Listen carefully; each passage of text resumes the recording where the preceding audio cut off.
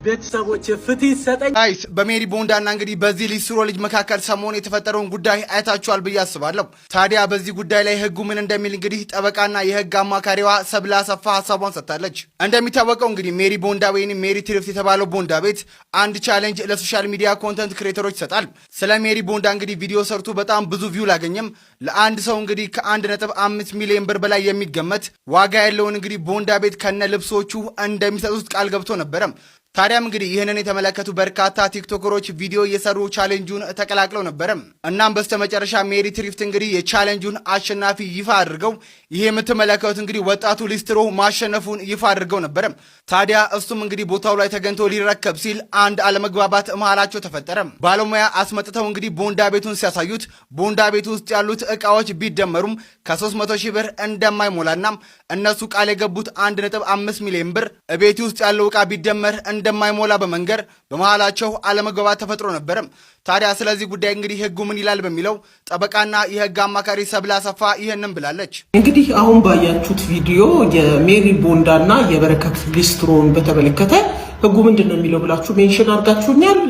እንግዲህ ከፋክቱ በቀጥታ ሜሪ ቦንዳ ስትለው ባልሰማም ልጁ እያለ ያለው የሷን አካውንት በ100,000 ካሳደብኩ 1.5 ሚሊዮን ቡቲክ ይከፈትልሃል ብላኛለች ነው የሚለው።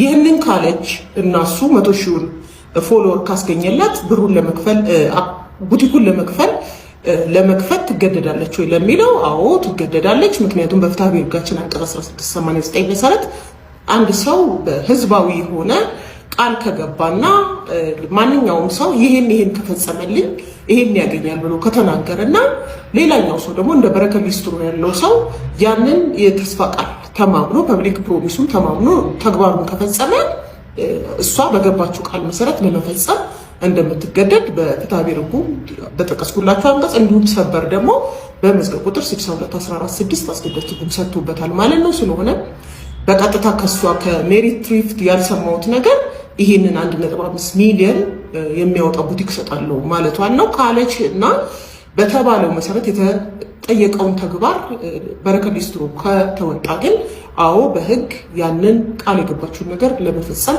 ግዴታ አለባት። ለበረከት ሱቁን ልናስረክብ ሄደን የነበረውን ሁኔታ አይተን እንመለስ። እንግዲህ ከዚህ በኋላ በረከት ሊስትሮን በሊስትሮ ብቻ ሳይሆን የቦንዳ ነጋዴ ሆኖ ማለትም የዚህ ሱቅ ባለቤት ሆኖ ነው የምታገኙት። እንኳን ደስ አለ። እንኳን ደስ አለ። በጣም ደስ ብሎኛል። አመሰግናለሁ። ፎሎወሮችን አታመሰግናችሁ? ያው ሱቃችንን ቆጥረን ለመረከብ ነው የመጣ ነው ማለት ነው። እንደምታዩት ሜሪ ቦንዳ አልሰጥም አላለችም። እንደውም በራሷ ንግድ ፍቃድ እንዲሰራ እንዲሁም ደግሞ 3 ወር የተከፈለበትን የቤት ኪራይ ራሱ እንዲሰራበት ፈቅዳለት ነበር። እንደምታውቁት ሜሪ ቦንዳ በጣም ታዋቂ ናት። 3 ብራንች አላት። የለመደ ብራንቿን ነው የምትሰጠው። ያ ማለት ሽጣ ልውጣ ብትል እንኳን ቁልፍ ሽጣ ነው የምትወጣው። ራሷ ይሄን ያህል ይገመትልኛል ብላ ያለችውን ዋጋ አወጣች። ዛሬ ደግሞ በጣም የሚገርመኝ በረከትን ጠርቸው ቻሌንጁን ከመቀበሉ በፊት አሳይቼዋለሁ። እያንዳንዱን ሱቅ አሳይቼው እንደዚህ ነበር ያመሰገነው። በጣም ደስ ብሎኛል። ደስታዬ ከልክ በላይ ነው። እርግጠኛ ነኝ እንደሚጨምርና ይሄንን ሱቅ እንደሚወስደው መመረቅ ስላለብኝ ይሄንን ገዝቻለሁ። ሜሪ ስንት ነው ዋጋ? ሱቅ ውስጥ በጣም ሙሉ ልብስ ነው ያለው። እሱ ብቻ አይደለም፣ አሻንጉሊት አለ፣ ብረቶች አሉ። ሙሉ የተሟላ ሱቅ ነው። ቢሆንም ቪዲዮ ከተለቀቀበት 15 ቀን ቢሆንም የሰጠነው 20 ምናምን ቀን ሆኖ ራሱ ሜሪ ቦንዳ ቁልፉን ለመስጠት ፍቃደኛ ነበረች። እንደውም ትላንትና ላገኘሁትኝ ሰዓት ፎሎወሩ ራሱ አልሞላም፣ ቀንሶ ነበር። ግን እንደዛም እኛ በጣም ዊሊንግ ነበር ለመስጠት። ሱቁን መረከብ እችላለሁ ወይ አለኝ። አዎ ትችላለህ አልኩትኝ። ሄድኩኝ። ሲሄድ 5 ወንዶች ተሰብስበው ቆመዋል። እሱ ብቻ አይደለም ካሜራ ይዘዋል ምናምን። እኔ አይቶት በቃ ደስ ብሎት ምናምንና እግዚአብሔር ነው የምላችሁ በቃ ደስ ብሎኝ ቪዲዮ ሲቀርጹና እንደዛ ነው መሰለኝ። ከዛ ቪዲዮ ሰርቼ መሀል ላይ ገባለሁ። ላይቭ ነው አለኝ። አንዱ እንዴ ላይቭ እንዳለ አላውቅም። በረከት ሲጀመር አላወራንም። ቅሬታ ቢኖረው ራሱ መጀመሪያ እኛ ማውራት ይችላል አይደል? አንድ ቀን እንኳን ቅሬታ አለኝ ብሎ ለኔ አልነገረኝ። እንደምታዩትኛ ልንሸልመው ፍቃደኛ ነበርን። እሱ ግን መሀል ላይ ሐሳቡን ቀየረ። ቃል በቃል ያለን ደላላ ይዤ መጥቼ አልተገመተልኝም ያለው። ሲጀመር ሜሪ ቦንዳ መስጠት የፈለገችው ለሚሰራ ሰው ነው፣ ሱቁን ለሚሸጥ ሰው አይደለም። ኤኒዌይስ ስላሸነፈ ቢወስደውም ችግር የለብንም፣ ግን እሱ አያወጣም ማለት። እሺ 1 ሚሊዮን ብር ስጡኝ። 1 ሚሊዮን ብር እንኳን ስጡኝ። ሌላ 300,000 ነው የሚገመተው። ስለዚህ እናንተ 1 ሚሊዮን ብሩን ስጡኝ።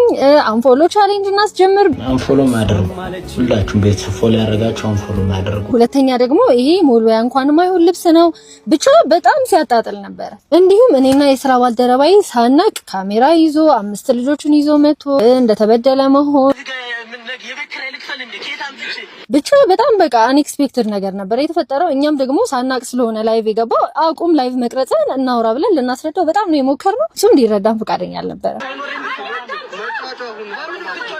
እንግዲህ በረከት ስላሸነፈ ይህንን ሽልማት እንዲቀበል ያቅማችንን ሞክረናል። በመጨረሻም ብሩን ስጡኝ በማለት ቻሌንጁ ላይ ያልተጠቀሰ አዲስ ውልም አምጥቷል። ሜሪ ቦንዳ 15 ቀን ብትሰጠውም ግምት ውስጥ በማስገባት ልፋቱን ልትሰጠው ፈቃደኛ ብትሆንም እሱ ግን እንዳያችሁት ስሟን በማጥፋት የተሰጠውን ስጦታ በማጣጣል እንዲሁም ሶሻል ሚዲያ ላይ ያልተፈጠረ ነገር በማውራት በዲሲፕሊን ጉድለት የሰጠችውን ቻሌንጅ ውድቅ አድርጋዋለች። እንግዲህ በረከትን ብላችሁ ፎሎ ያደረጋችሁ ሰዎች አሁንም ቢሆን ይህንን አካውንት ታች አስቀምጥላችኋለሁ። የሜሪ ቦንዳን አካውንት አሁን ፎሎ ማድረግ ትችላላችሁ። ቀድሞ ስላለቀሰና ድራማ ስለሰራ ልክ ነው ማለት አይደለም። በተረፈ ሁለተኛና ሶስተኛ የወጡ ሰዎች ከሱቅ ክራይ ውጪ ልብሶችን እንደምንሸልም ቃል ገብተን ነበር የስራ ማስጀመሪያ።